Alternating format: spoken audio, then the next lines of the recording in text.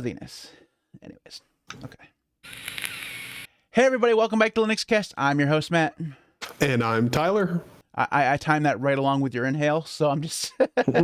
Yep. And I will say this is the first time, I think in a while, where I did it properly, but I'm so used to looking at this camera that when I said it, I looked straight into this one and I'm like, oh.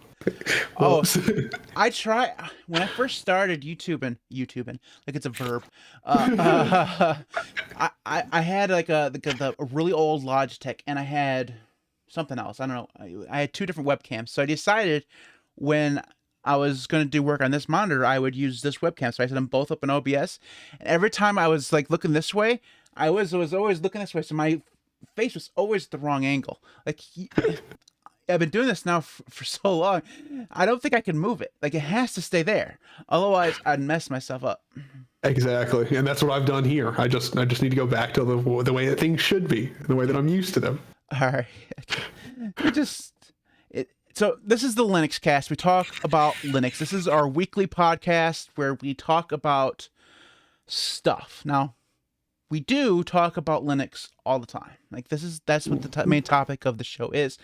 But if you haven't tuned in before, you should know that Tyler and I are incapable of following an outline. So we have show notes. Like there's a show note. It does this, and this. Like it's in order, and anyone, even with our limited intellect, should be able to follow this outline. like it should be able to be possible, but it's not possible. So just be prepared going into this, that if you've never listened to this before, that we will eventually get to the main topic, which is in the title, but when that will be. Takes a little bit of time. I mean, eventually we'll get there.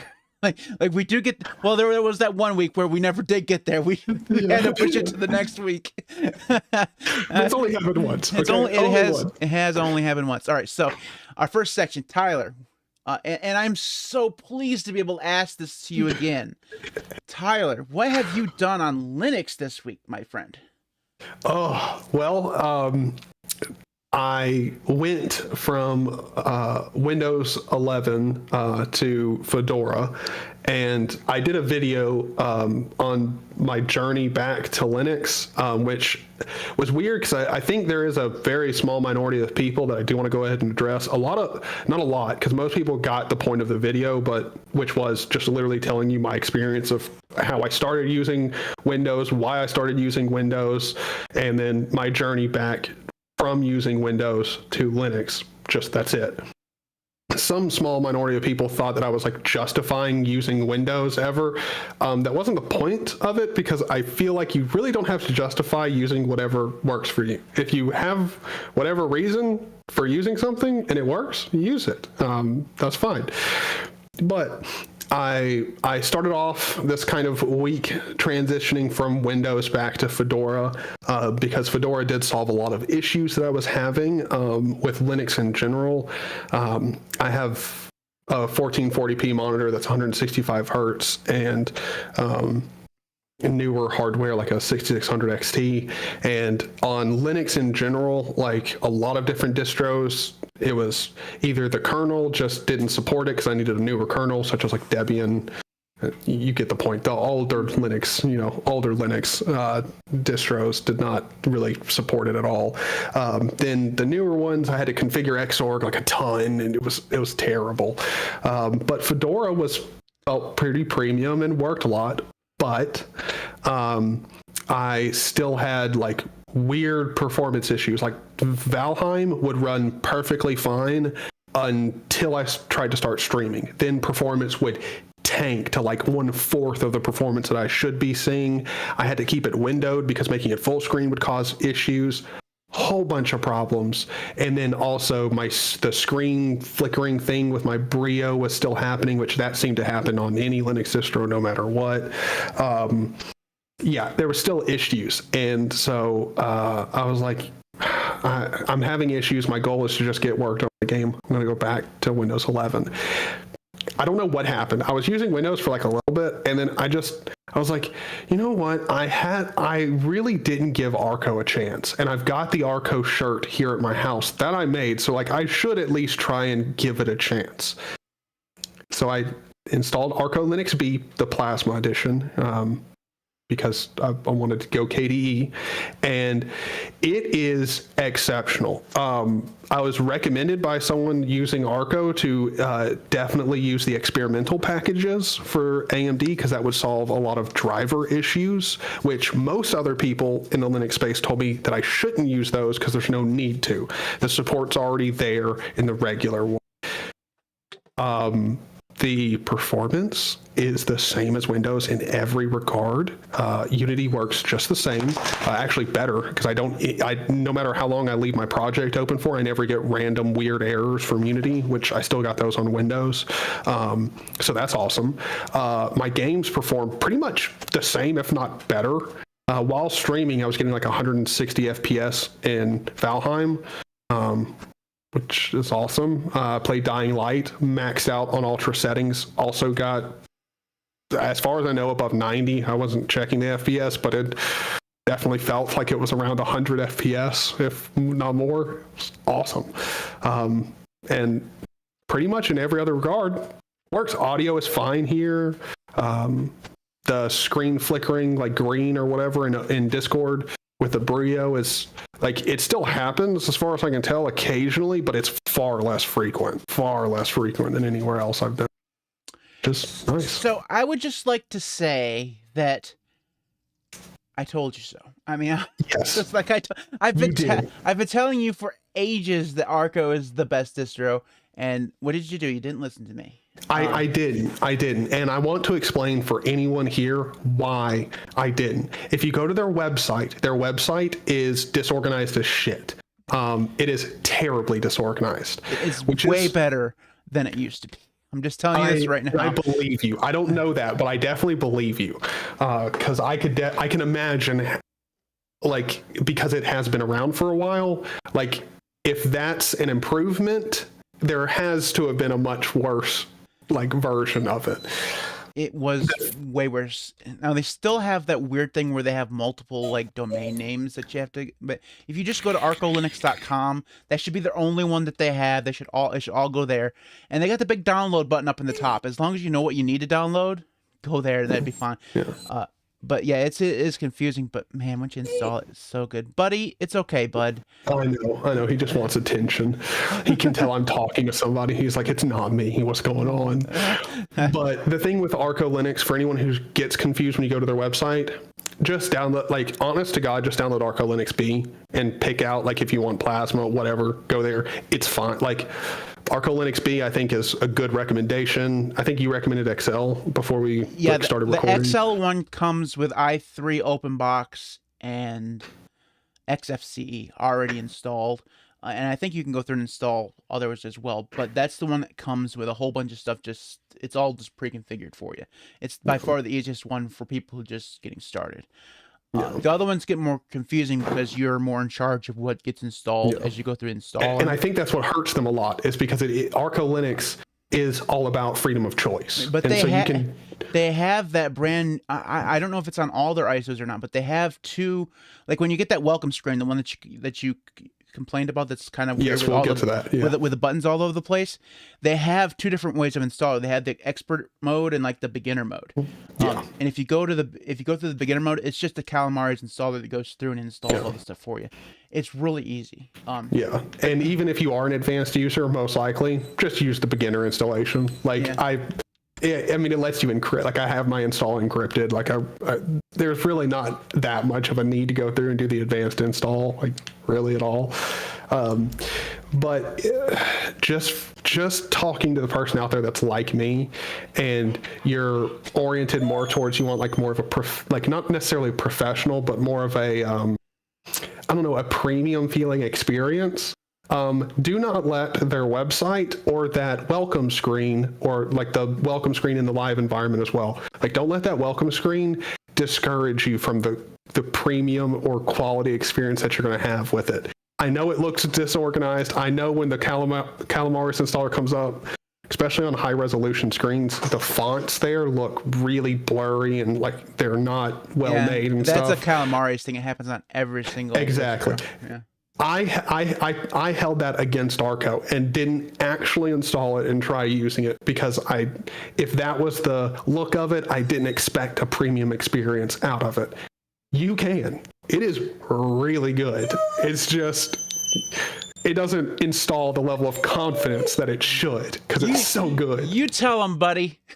Oh, it's good. I thought it was going to be my dog that'd be going on in the background, but apparently not. All right. He's been running. He has no excuse. So on the subject of Arco, the best advice I can give you, Tyler, and anyone else who tries it is if you have problems, don't distro hop away from it. Join their Discord, not their Discord, but join their Telegram group and ask the questions. Like, tell them what's going on, and they'll either point you to a video that they made on their YouTube channel, which is Eric Dubois. He's got like 3,000 YouTube videos, and they'll either point you there or they'll help you solve. That community there has just been phenomenal in helping. Every time I've ever had a problem, they just go through and they help you. You know, there's no. Their Discord is great too. Yeah, like, their Discord is really good. So yeah, just ask for help. Like, you'll get help. I mean, they do have a tendency to, if there's a video that exists that solves your problem, they'll just tell you, go look at the video. It's the equivalent of read the effing manual, but it's it's not that big of a deal to go to YouTube and search for it. So yeah. And if you're a beginner, typically a video explaining it and walking you through it is kind of better than a manual. Yeah. It depends on the person, but for beginner people, yeah, it's definitely kind of the way to go. Yeah. So as you're on my Linux distro, I switched away from the damn thing and installed Manjaro. And you were going to install this with me, by the way, and you were on Manjaro. I did install it with you. I did. You did, and you were on it for like 15 minutes, by the way, if even that, and then you switched away. And that had to do with your Steam library, right? Okay. And kind of the response that I got to it. Like, all right, so I've now been using this now for, well, I think it was, because it would have been a week today, because we installed, it was last Thursday we tried to install this. I've used it now for a whole week, and it's fine. It's fine. I'm having some issues, so let me talk about the issues. So first of all, I installed DWM, like I was just, because I'm gonna use DWM. I have the Plasma on here as well, but I installed DWM and it's fine. Works the way it should, except for Kdenlive. For whatever reason, when I bring up the file picker in Kdenlive, it won't let me change directories. Like, all the directories are like grayed out. Like, and you can't change the directory, so I can't choose like where any of my where I like saved the projects for any of the videos. I had to save them all in the videos directory because that's the only one it will let me choose, because that's what's chosen by default. And I don't understand that because it's stupid. It has to be a DWM problem, because if I log out and go into KDE, it's fine. It works fine. The problem is my KDE install is broken. like the KDE install, none of the themes work. So every single window I open has a different theme. Like, some of them are using the Cavantum theme, which is what it should be using, and some of them are using like the bright white breeze theme. It's really weird, and half the icons are missing, and so there's just like a blank space, and in half the places, the icons have been replaced with text for whatever reason. So I don't know what the hell's going on there. It's really, really weird. And I mean, those aren't like huge deals, but they're annoying, and I need to fix them before, because what I decided to do was go through and do an in-depth comparison between Manjaro, Endeavor, Arco, and Garuda. Those are like the four main Arch-based distros. I'm going to do an in-depth comparison video of those, and Manjaro is the first one. So I need to go through and get all that stuff fixed before I go through and record that portion of the video. But so far, it's been... Maybe it's because I have such an attachment to Arco, but this doesn't feel like as good of an experience. No, it's shit. No, like, I'll come out there and say, for all you people who like Manjaro when it works for you, that's awesome. But compared to pretty much every other like Arch-based distro that I've used, it's shit. A lot of stuff doesn't work, or it seems like it's not meant to go together, or you have to know X, Y, and Z to make sure that you don't cause problems here or there, and it's a nightmare to use. It just is. Yeah, it doesn't. I'll just say it. It does not feel as all right. So their website is superior to Arco. Okay, their website is the best. Is way better than Arco's. It's their website is really good. The problem is that I don't feel like their support is as good, because basically they have a forum. I don't know if they have like a Telegram or a Discord. I haven't actually looked into it, but it doesn't feel like their support is as good. It also feels like they're a much more insular community. They're kind of like a mini Arch Linux group, like where they don't. The few times I've asked them questions, it's always been condescending. Like it's like. Mm-hmm. Like, if you go through and read their forums compared to other Linux distros, they're much more condescending than other beginner-friendly distro forums. Yeah, and that's the thing, is like Manjaro is supposed to be the Linux, or the Arch Linux beginner-friendly distro. It's supposed to be the one. Like, everyone says if you want to start out on Arch Linux, choose Manjaro. What you choose. Like, but like it doesn't. Okay, so. I have to stop right here for just a second. Hardtech, rewind for a few minutes and go back to the beginning. He's no longer a Windows user, okay? He's using Arco. Chill the fuck out. All right. he fixed himself, all right? He's back where he should be. He's returned to the promised land. Anyways, everybody tells you that Manjaro is supposed to be the one that you use. And it doesn't, like, if I was a beginning Linux user, if I was a noob, I would be having problems right now, because there'd be stuff here that I don't like. That theming issue in Plasma, I have no clue how to fix that right now. Like, okay, that is a good example, but I've got an even better one for new Linux users. If you're someone coming over to Linux, you casually play games. Casually, not a ton, but you casually play games. You install Steam on Manjaro, what's going to happen? Most likely, you already have a library games, that most of which you don't really need to reinstall. You just need to execute with Proton to have work. Importing your Steam library on essentially every other Linux distro that I've tried. I think there's one, maybe two, other than Manjaro, that when you tried it, I have a big exFAT 14 terabyte storage drive. It pulls in through Steam perfectly on Arco. Pulls in perfectly. On Fedora, it did. There was one time when I tried it with Fedora where it didn't, but I can't remember how I got that fixed, but it was an easy fix. But on pretty much every other Linux distro, it pulls in fine.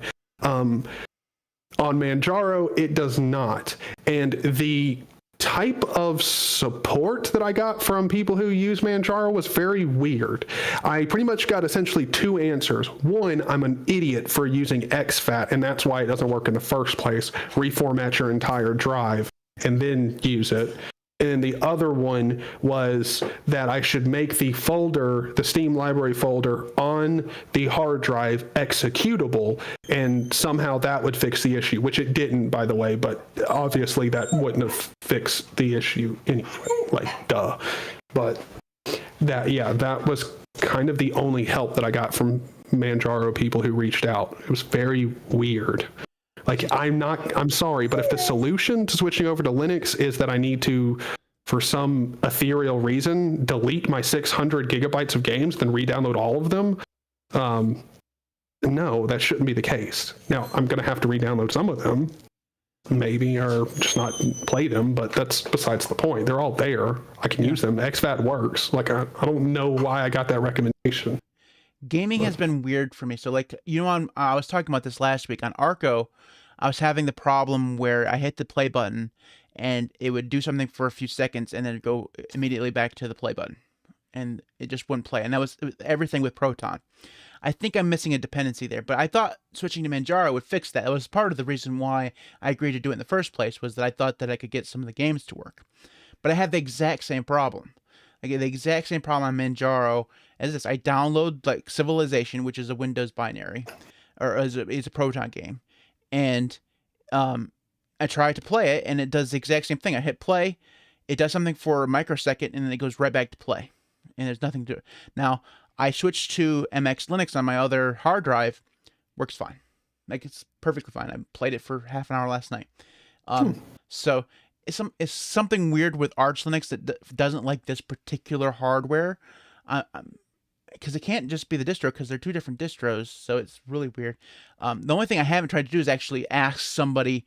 Like, I've searched for it, but I haven't actually asked. So maybe I need to get into a forum somewhere and see if there's a way like to debug it or something. So my experience with Manjaro has just been, it feels meh. You know, it just feels meh. You know, like, and I will freely admit that I think part of that is because of my attachment to Arco. And mine's not. And I just say, I won't even call it meh. I call it bad. Like, I didn't even like it. It was not good. But it's just me personally. All right. So, yeah, I don't know. It's going to be an interesting experience because my next one is going to be Endeavor. And as insular as the Manjaro community feels, the Endeavor OS community is they're not really insular. They're like all fanboys. They're the biggest group of fanboys you're ever going to meet. And it's going to be an interesting thing because if I don't like it and I diss it, like, I swear to God, Tyler, I made that top 5 Arch-based distros in like November or December. And it was like very popular video, got like 10,000 views. And I had I had Endeavor OS number 4, which, I mean, it's on a list of top 5 out of like probably 100 Arch-based distros, and somebody posted in their forums like this guy posted us number 4, and he doesn't know what he's talking about, and how dare he diss us so bad? It's like, come on, man. Like, I'm trying to highlight your distro. What are you talking about? You made the list, like, like. You're in the Hall of Fame. What are you bitching about? You're not number 1? That's like making it to Forbes top 10 and then bitching because you're number 8 or 9. Like, what? Like, how dare you? Bill Gates have more money than I do. That's so dumb. Yeah, it was an interesting. It would be interesting to see how that plays out. Anyways, so that is it for us on the first section, which we only managed to take half an hour to get through.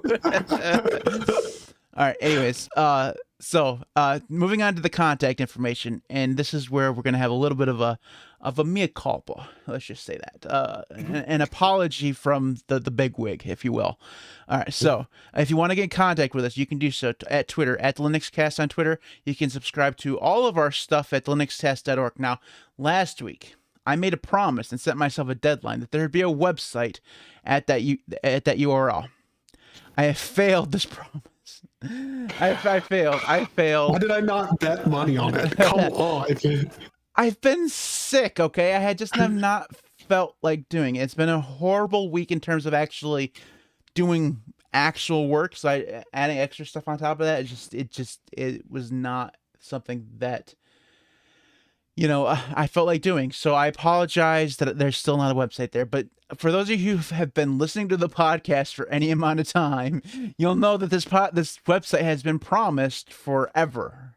Like, literally since 2017, I've been promising a website. I started this podcast with promises of a website. it is closer to reality than it has ever been before. But it's not there yet. I apologize for that. Anyways, you can contact us via email if you'd like to bitch about the lack of a website. You can use that email at thelinuxcast.org. You can support us on Patreon at patreon.com/linuxcast. I'll read all the patrons at the end of the show. You can support Tyler on YouTube or Odyssey. You can find those links in the video description, or you can go to youtube.com/ZanyOG on YouTube, which is his vanity URL, which somebody said I should change that bit.ly to yours. I got that message as well. Yeah. I should do that. I'll do that right after I get the website done. Well, see, here's the thing. I got that message telling me that I should let you know that, and I'm like, I'm not going to reach out, because really, it doesn't really. It's still a link. It still works no matter what. It's fine. Don't you know, when you ask Matt to change something, he'll eventually get to it and do it. It's just it takes a bit. It takes a while. And with how unreliable I can be on things, I'm not going to be that stick in the mud. Like, come on, do this. Like, no. That's all right. Anyways, you can also join the Discord and the Telegram groups. Those links will also be in the video description. Tyler has a Discord group. You can join that. It's awesome. And you can subscribe to the Linux Cast on YouTube at youtube.com/LinuxCast if you haven't already, where you'll find daily Linux videos. Some of them good, some of them not so good. I like them. Where the line is between good and bad usually depends on what I'm talking about for the day. that Pipewire one pissed some people off yesterday. I'm telling you that because apparently people really like Pipewire. Like they've had way better experiences with Pipewire than I have.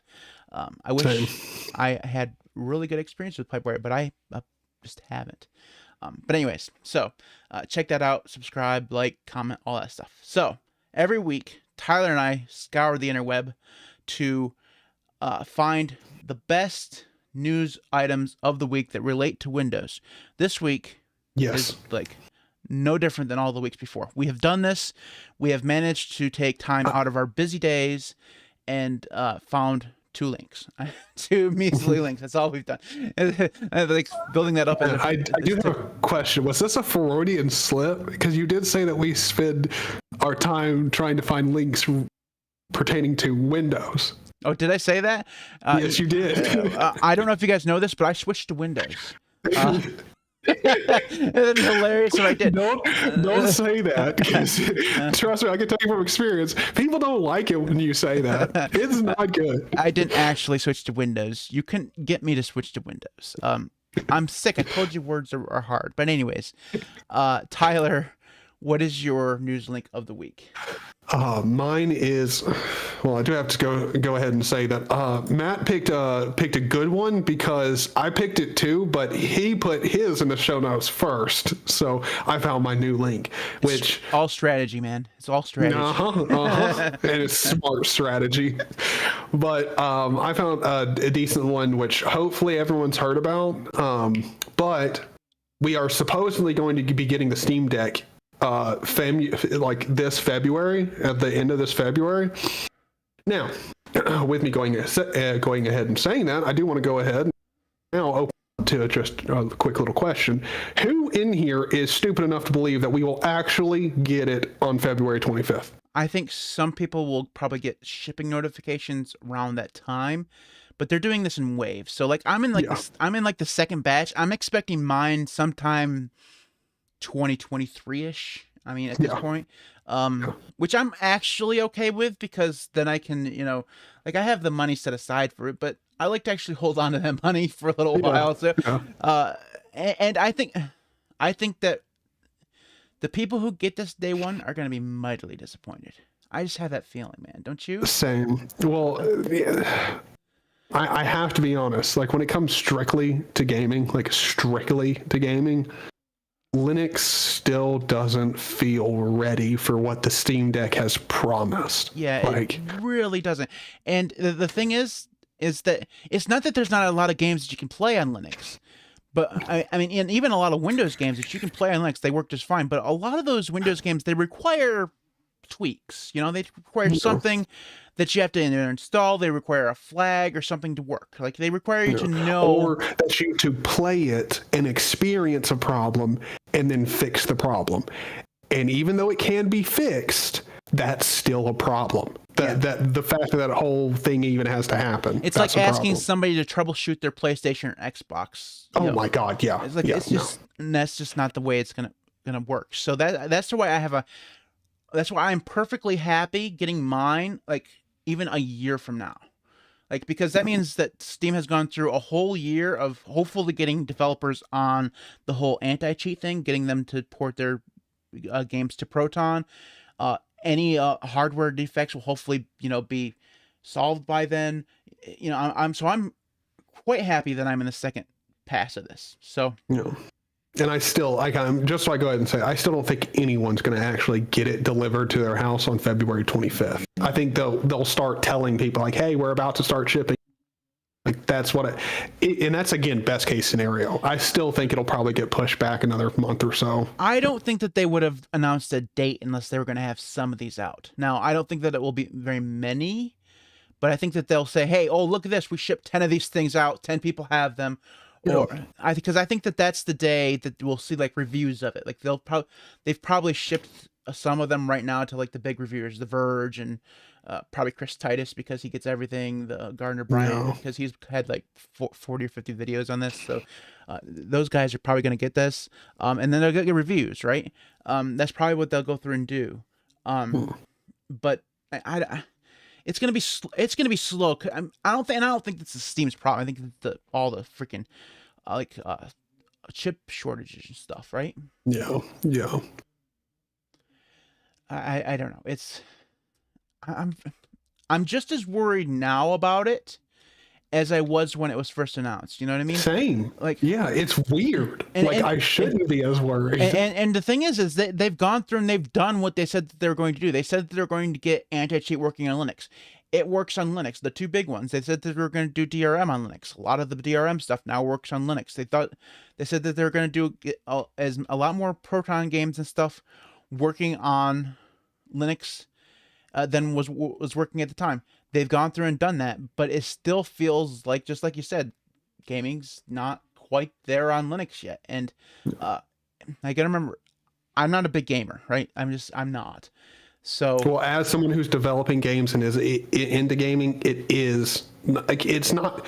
God, it has come so far. And I'm not talking like just since Linux, like I started using Linux. Like I'm saying in the past couple of years, and especially since the Steam Deck's been announced. God, it has come so far, but it is still scary. It's like I just want normal people to grab it and be fine, like never even have to worry about what OS it's using. But I still feel like that's going to happen. Well, there's going to be several criticisms when this comes out, and this is something that you can just mark down. It's going to be fact. It's going to happen. The first one is going to be that there's not a lot of games. There's going to be a lot of games on Steam that just aren't going to be playable. That's just it's going to be true day one. But most people who knew this, like they know about Linux and they know about gaming on Linux, they knew this was going to be true already. There was going to be no way, no how that this was ever going to be 100% compatibility across the board. That was just never going to happen. And as far as I'm concerned, probably never will happen. There's going to be some games out there, some game developers out there that are just never going to port their games to use anti-cheat on Linux. They're just never going to do it.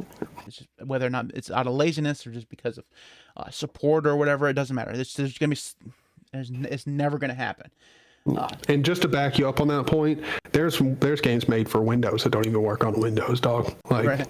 100% compatibility is a dream. Right. So that's going to be the first thing that people are going to complain about, is that there's going to be games that you're not going to be able to play. The next thing we're going to hear about is that being able to use games outside of Steam isn't going to work at all. Like the Epic Game Store is not going to be there. And for whatever reason, people think that this is going to be a legitimate criticism, like as if you can go through and, well, I can't play my Windows game on my Nintendo Switch, you know? Yeah. I mean, it's the same thing, but I guarantee that some of the tech blogs are going to say this because, well, it runs on an operating system, so therefore I should be able to install whatever. Well, it's only a problem in they did market it as it's just a PC.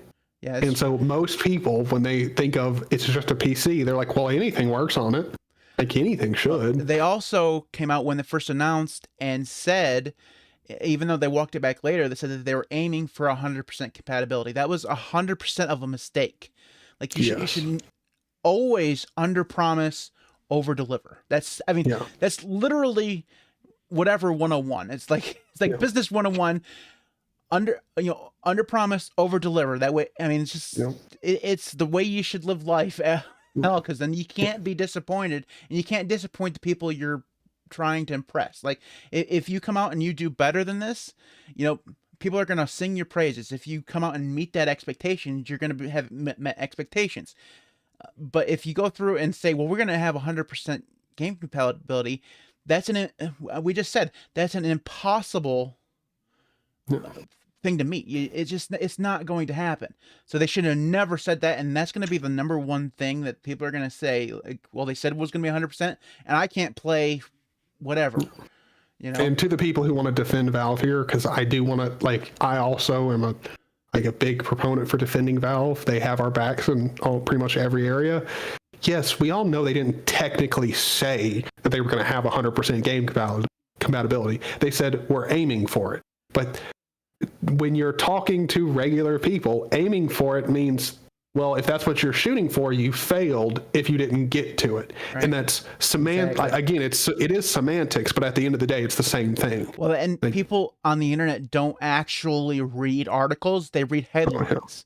And every single tech blog out there said Steam's going to have 100% compatibility in their headline, even though in the article they got it right. They said in the article they would have said they're aiming for 100%. In the headline it said they're going to have 100%. So that's what people have read, and that's what people are going to expect. And you can't say that and then not deliver it, and then expect your game device to have good reviews, because this hardware and the software could be perfect. I mean, it could be really good, and I expect the hardware to be really good. I expect the software experience to be really good. Steam does good software when they actually release something. They do a good job, but they're going to have the reviews are going to make or break this device, and they've already set themselves up for failure, like out of the gate. And it's going to be, I mean, I don't think that means that the Steam Deck is going to fail. I just think that it's going to have... It had a whole bunch of excitement around the announcement, and people went through and pre-ordered a lot. Like millions of people pre-ordered this thing, and they're going to get them eventually over the next couple of years. But I think that once those reviews come out, new sales are just going to plummet for a while. Yeah. Until they can finally get to the point where they actually say, hey, you want to let the vast majority of games play on Linux. There was an article on, I think it was on Bleeping Computer, but I can't remember what website was it at. I'll try to link it in the show notes when I get a chance. But they were saying that Valve has gone through and started putting those categorizations on the game, saying whether or not it's available to play on the Steam Deck, whether it's, verified it works, verified it kind of works, doesn't work at all, whatever, and out of all the ones that they've done so far, only 100 games have gone through and said this works on Steam Deck for sure. Now, from what I've read of that article, it said that they're not done yet, so they're still going through and doing that. So that number's going to go up, but with it being this close to getting in people's hands, that it's still worrying. That system, that ranking system has to be done by the time February 25th comes around.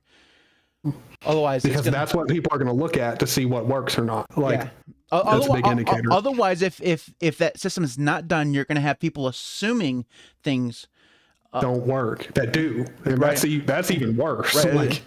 They're going to assume things that don't work and that they actually do, and they're going to have it the other way around. They're going to assume things work and then they don't. So they're going to go through and they're going to download a 100 gigabyte game, try to play it, and it's not going to work. You know what I mean?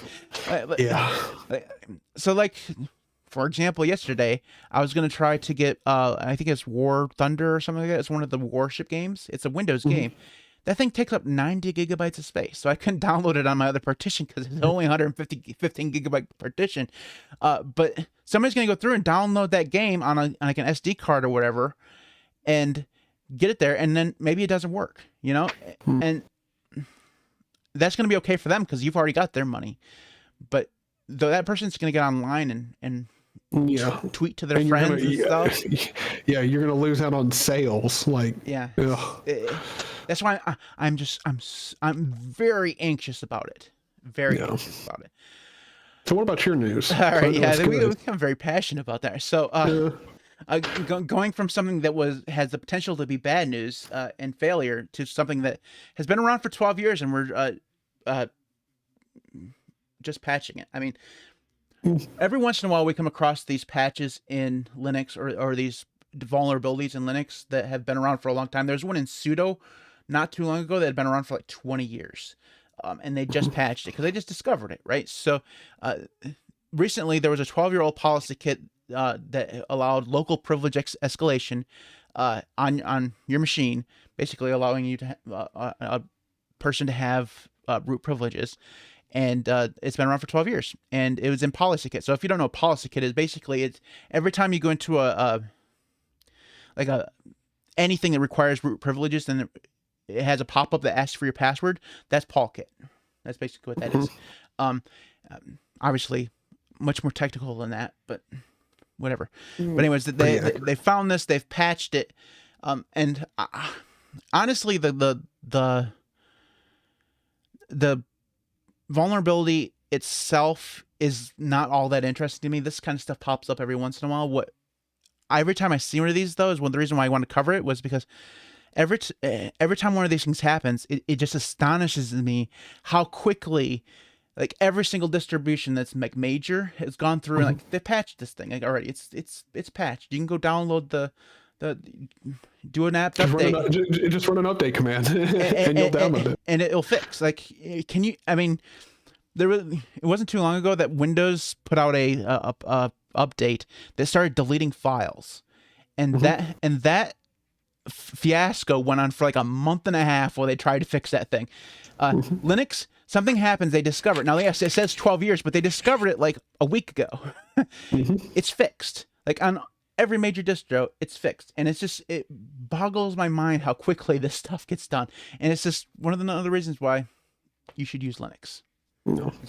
And I also like how, like, it's one of those things where, like, inside of the Linux space, like, you don't have, like, Windows vulnerabilities. Like, a lot of the times they kind of try to cushion how bad the vulnerability is all of the time. So, like, you know, they tell you that it's bad and how it's bad and, like, how bad it can be, but they try and pad it like, it's... For most people, it's probably fine. You know, it's fine. On Linux, they're just completely open. Like, here in this article, I love it. They have this little tiny, like, 2-sentence, there it's technically 1 sentence, but little part here. The bad news is that PolicyKit's PK exec tool was vulnerable for more than 12 years since its creation in May 2009, and it can be exploited even if the PolKit daemon's not running. So it can be exploited at any time, no matter. Even if you're not running the PolKit daemon, doesn't matter, it can still be exploited. Like, that kind of stuff on Windows is, like, padded down. It's like, no, we won't talk. Like, just tell them about the vulnerability. It's bad. Let's not get into the details about how bad it could possibly have been for some people. Well, yeah, because there's no one here that needs to spin anything. Like, we don't need to protect Linus Torvalds' reputation. Like, yeah. Like, he doesn't have a reason to cover this up. In fact, he has reasons to be as free and open about it as possible, because that's just the way it has to be, right? I mean, if all of a sudden the Linux Foundation and the Linux kernel guys started covering shit up, like, we'd be in a lot of trouble, right? Like, it would no longer be Linux. So, it's just, I don't know. I'm always, like I said, I'm always impressed with how fast this stuff gets done, and I think that it's just makes me so happy that I use Linux all the time. So. That's the news. Now, we are 50 minutes into this podcast. We're finally getting to the main topic. Believe it or not, I don't think that this is a record. I'm pretty sure it's not a record. I'm pretty sure we made it to an hour before without getting to the main topic. So, the main topic this week. Now, I have rephrased the topic that Tyler wrote just a little bit to kind of broaden it out just a bit. So, the topic this week is Tyler's. Is NVIDIA anti-Linux? Is the way I rephrase this. So, Tyler, take it away. This was your topic, right? Should I just answer the question, because I think we all know it? Is yes.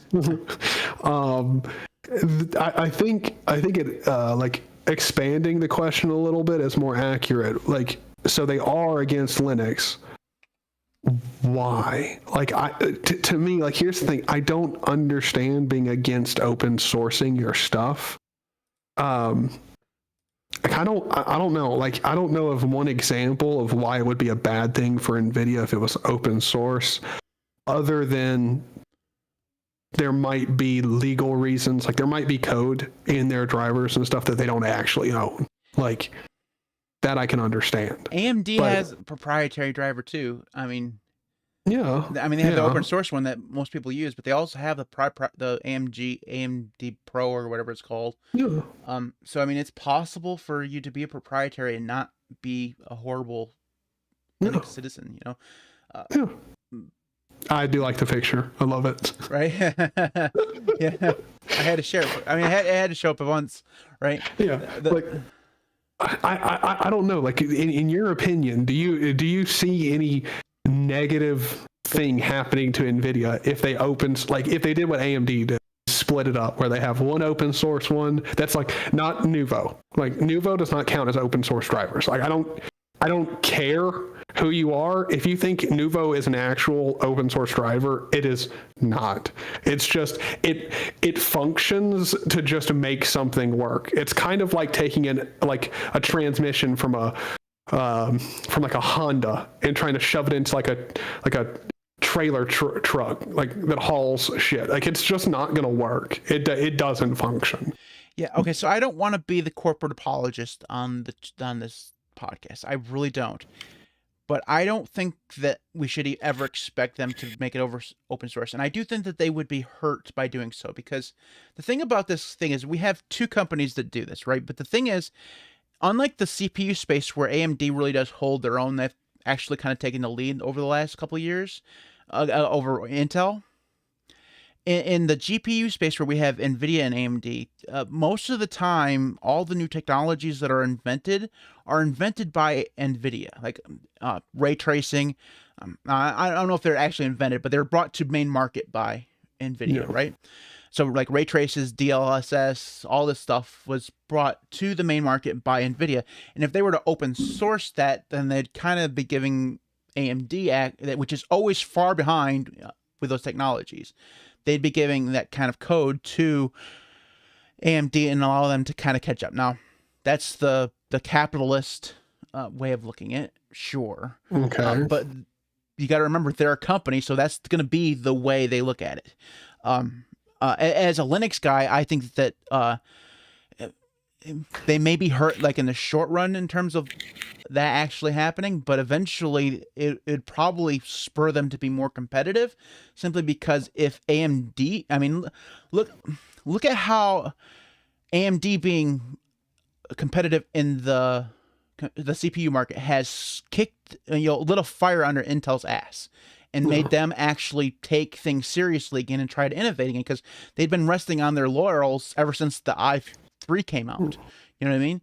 So the fact that now those two companies are neck and neck and they're competing against each other, CPU, I mean, you're too young probably to remember this. You probably have been like 10 years old, but back when in like the Pentium 4 days and the Pentium 3 days, where everybody was like, hey, more cores, faster gigahertz. Like, gigahertz used to be the thing, right? Like, it didn't really matter the cores, because you're only ever going to get 1 or 2 cores anyways, but literally like 3.2 gigahertz, 4.2 gigahertz. And it was about the time we were reaching that point where gigahertz kind of fell by the wayside. But at that point, the reason why that race happened was because AMD and Intel were so competitive against each other. They each had to have CPUs that ran faster and faster and faster. I think that could happen in the GPU space too if they were more competitive, and they're not really competitive right now, like at all. Yes, I mean, like, AMD is not competitive, but I will say it's not competitive in the enterprise space. Enterprise wise and like AI wise, fluid simulation wise, CUDA, like NVIDIA's technology with CUDA and everything is much widely used. It's much more widely taken advantage of. The problem though is for the average consumer market, which is pretty much what AMD actually targets. Yes, they do make stuff for the enterprise, but they're more targeted towards the consumer market. NVIDIA, like a lot of the technologies that them as a company, which I understand their mindset, they want to protect their like creations, their investment in these different projects.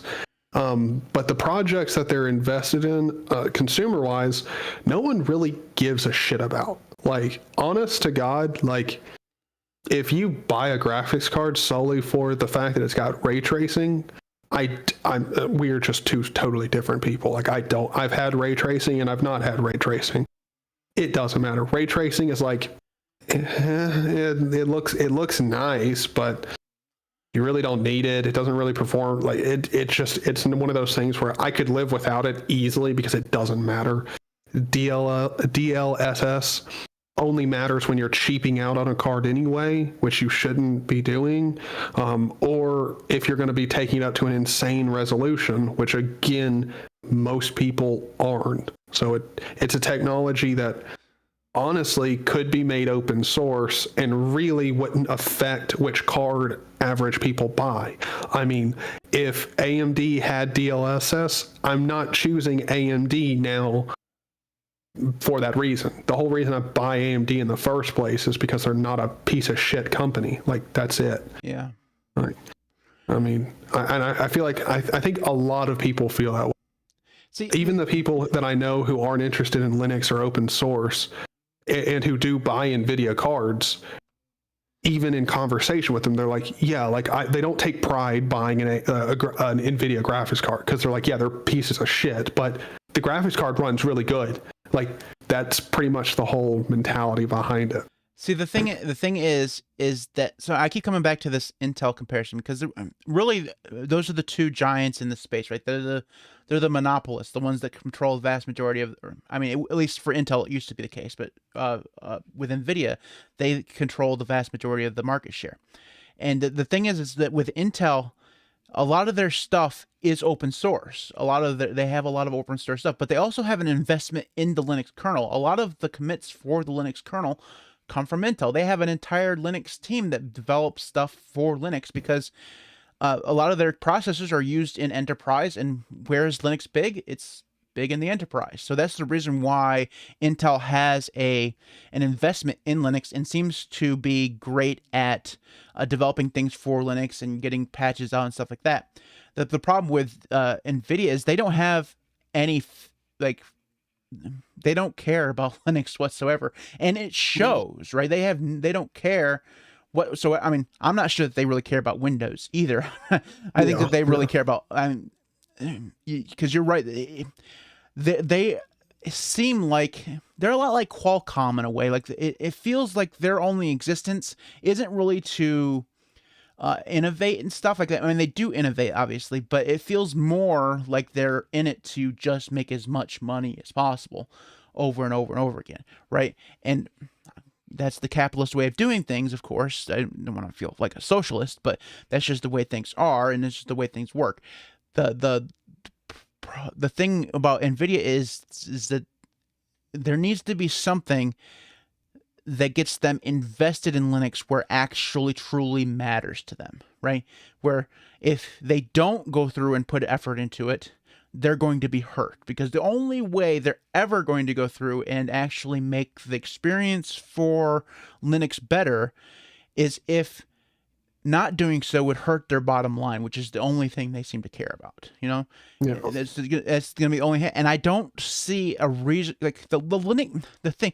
You and I love the Linux desktop. Like we're Linux nerds. Everybody in the chat uses Linux probably. I mean, otherwise, why would you probably be here? I mean, whether you use it as your daily driver or just part time or whatever, you use You at least like it, right. You're here for a reason.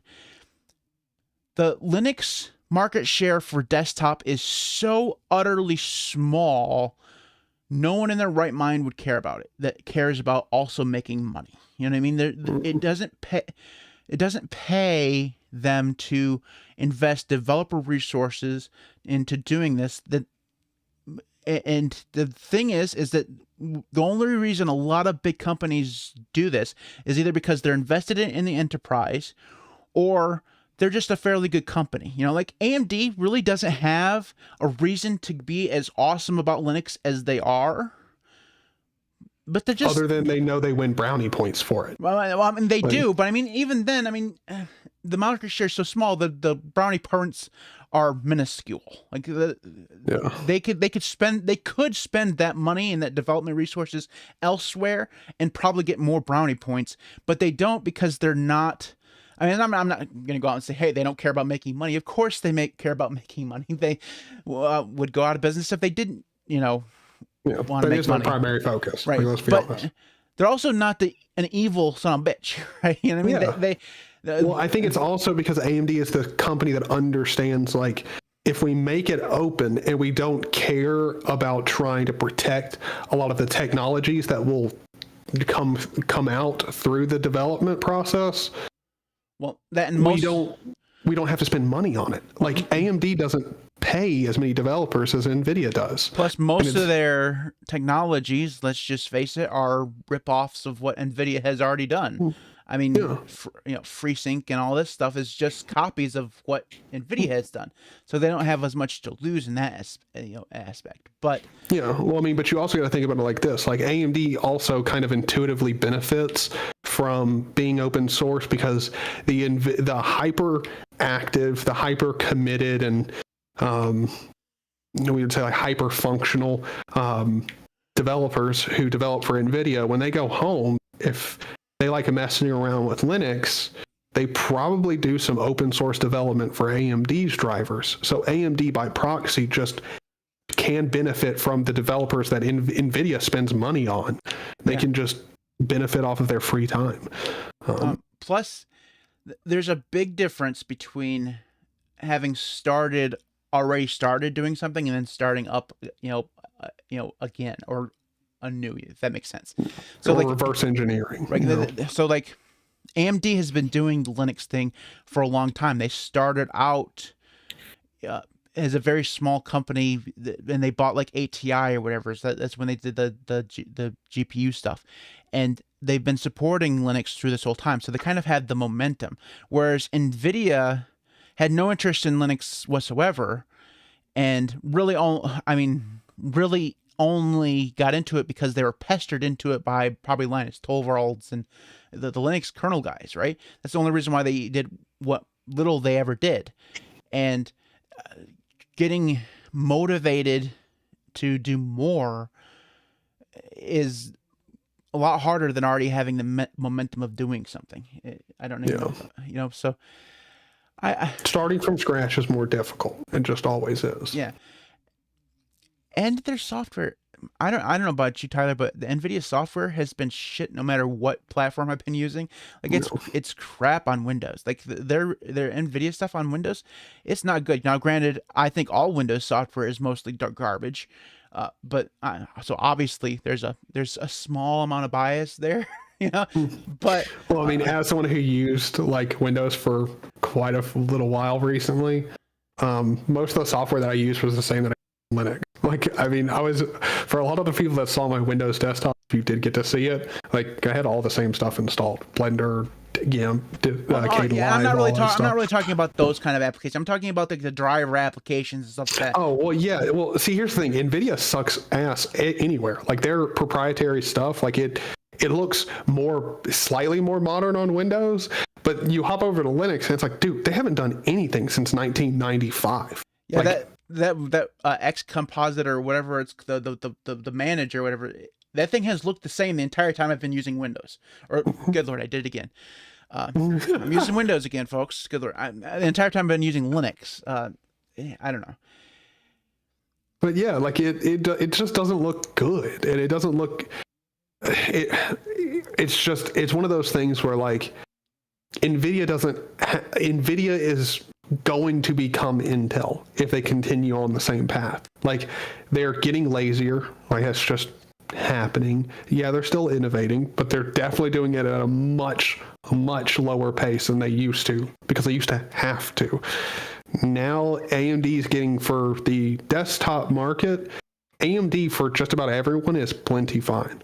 Like I honestly don't know that I would have a better experience with an RTX card than I'm having with my 6600 XT. It's fine. And also, I'm definitely not going through the hassle of having to configure their drivers and shit on Linux. No, I'll pass. Yeah. So I think as people continue to switch over to Linux, which is becoming more and more a thing, I kind of think they'll have to eventually care. I hope so. I don't know if the momentum of switching to Linux is going to be big enough, mainly because I think that we're going to end up seeing more and more people, because most of the people who are going to be switching to Linux, at least coming up, I forgot to silence my phone. Speaking of which, I did not either. It's only an hour into it, so I'm surprised it didn't interrupt us before then. But anyways, I think that most of the people that are going to be switching to Linux, at least when it comes to like the Steam Deck or whatever, are going to be doing this on ARM-based processors, which NVIDIA has, at least right now, they have no skin in the game in that because they don't make ARM processors. Eventually, they're going to buy ARM, which means we're all going to be screwed. But God, yeah. Imagine a world where NVIDIA owns ARM. God, hopefully, at one point we'll have some. This it just kind of makes me vomit to say, but a government that actually does their freaking job and says, "Hey, no, how they'll be like Austin Power, how about no?" All right, I don't. So I can't remember the last NVIDIA card I owned. I'll be completely honest with you. I've used pretty much AMD cards for the last 10 or 15 years. It's just because I've always had a problem with NVIDIA software. Like, their NVIDIA software has just always been bad for me. So I've always just used AMD all the way back to when it was ATI. Like, my first graphics card was an ATI card. So I mean, I've used the 2080 Supers before. They're nice, but still, drivers and everything on Linux are shat. But okay, so welcome to NVIDIA. Apple posted an all-time revenue record of 123.9 billion in the last quarter. And I would like to say, hey, Apple, buddy, old pal, could you send some of that my way, please? Literally, just give me like 0.2% of that. No, I don't need to be greedy. Just send a few K my way, like $100,000. I'm good. Like, I'm good. Like, I don't. The sad part is, could you imagine if Apple did, like, to me, this is completely off topic, this is a complete tangent, but just as a quick thought experiment for everyone, how unlikely is it that here in the next, before too long, few corporations just get together and decide that, like, they're going to bail out government? Like, I know that's kind of a scary thought for people to think about, but like when Apple's posting like just quarterly, like that's just what they made this quarter. Yeah. Like, it won't be too long before they're like, we could just bail out this. It was like 2 years ago that everyone freaked out because Apple was the first $1 trillion company. Like, it was like 2 weeks ago, $3 trillion. Like, in 2 years, they added $2 trillion to their market cap. Like, what even is this? they make iPhones. These things aren't worth that much. Well, I mean, they're selling you a used car every day. Some people do that so it adds up. All right, so every week, Tyler and I, scramble together and try to find desperately an application or a pick or a trip or something. We don't know what to call this section because everyone else calls it picks of the week, so we don't really want to call it picks of the week. Some people do apps of the week, and that's kind of what this is, but we don't call it. We do something at the end of the show. Tyler, what is your thingy of the week? My thingy would be Atom. Atom's really nice. It's an IDE. If you're not familiar with what Atom is, it's an IDE made by GitHub. So is now, I assume, a Microsoft product. I mean, I would have to assume, which it definitely is. But with that being said, it's really nice. Like, it is really nice, depending on what you want to do with it. I'll be going back to VS Codium, but I've been playing around with Atom, just doing some C# development with my game in Unity, and it's working just fine. I don't know, like, it's for what I'm doing with it, it's not really tailored. It's not really tailored for like C# development, but it's not like it doesn't fulfill that task just fine.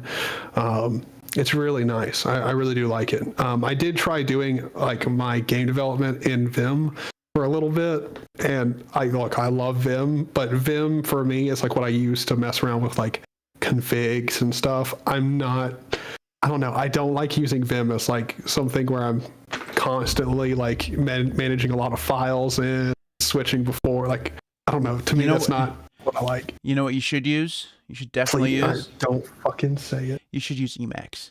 You should definitely use Emacs. I'm just saying, you should use Emacs. No. I don't want to. I don't want to. I've tried. No, I'll pass. You're not a real coder until you use Emacs.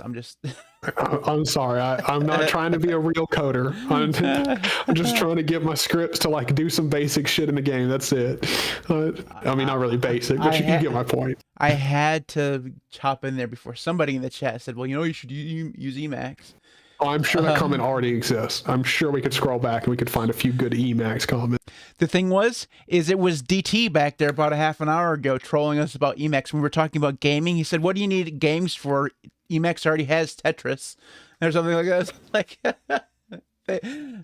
no. Come on, man. All right. So mine is a tool that goes into a proper text editor, a proper coding experience, and that is Goyo, and it is a plugin for Vim, the best text editor ever invented. Just so every Emacs user can hear that one more time, I just want you to repeat that. What's the best text editor out there? Vim is the best text editor out there. Just hear you say that gives me shivers. It's so nice. Not even close. Anyway, so Goyo is my pick.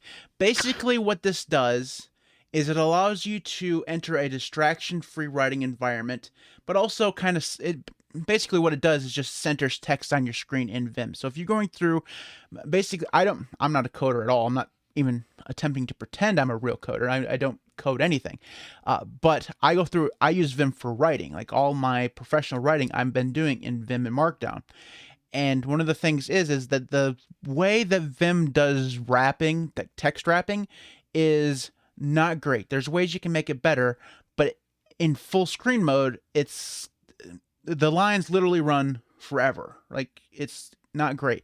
So with Goyo, everything's compressed down into what look like actual paragraphs, and it's good. So if you pair this with another plugin called Limelight, basically what that does, so with Goyo, you get all the text into the center, into basically paragraphs.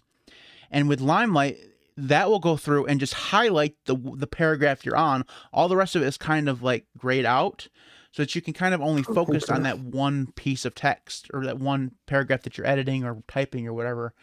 And it's good. So it's not like true distraction free. I mean, because let's be honest, Vim is about as distraction free as you're going to get. There's no buttons in there to begin with. So you don't have to worry about, it's not really distraction free anyways.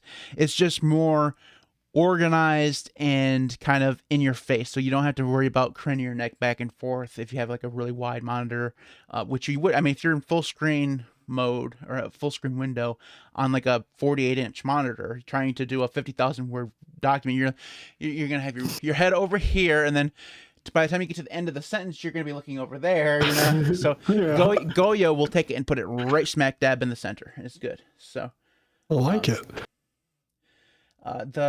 The TNA Hunter asked if I have a video on setting up i3 Window Manager.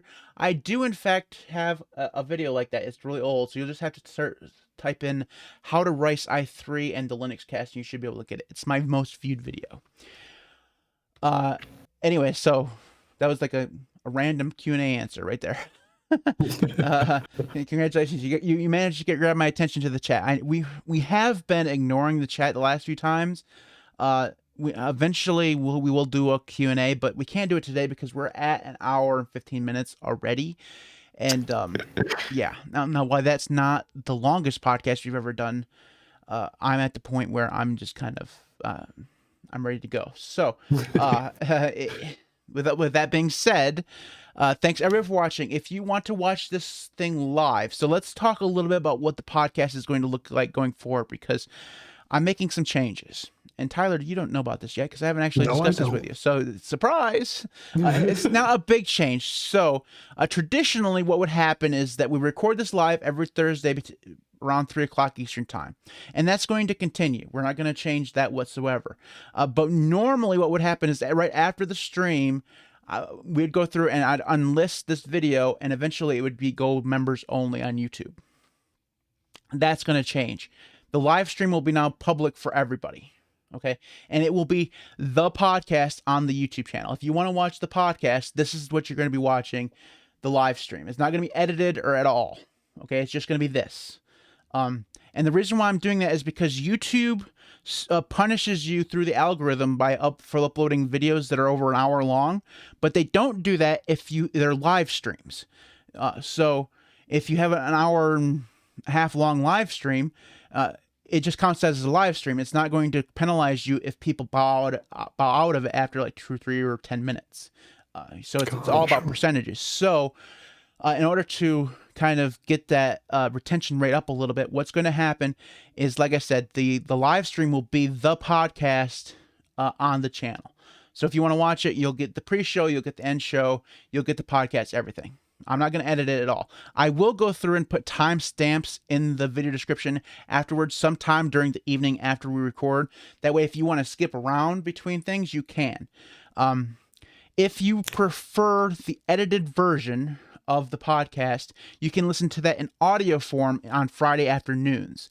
Now, the biggest problem with this change is that my patrons have always gotten early access to the edited podcast. That's still going to be true. They'll just get early access to the audio version. They won't get. There's no need for them to have early access to the video version. It's already up for everybody. So for my patrons, I really do apologize for you guys no longer getting that early access. But I think this is going to work better long term for the channel.